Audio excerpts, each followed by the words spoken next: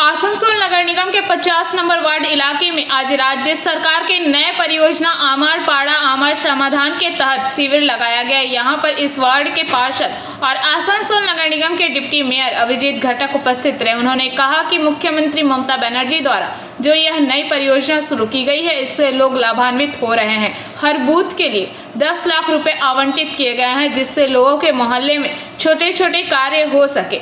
लोग आ रहे हैं और उनकी समस्याओं का निराकरण किया जा रहा है। समाधान কর্মসূচি পশ্চিমবঙ্গ সরকারের শুরু হয়েছে মাননীয় মুখ্যমন্ত্রী মমতা বন্দ্যোপাধ্যায়, যেটা যুগান্তকারী এক কর্মসূচি।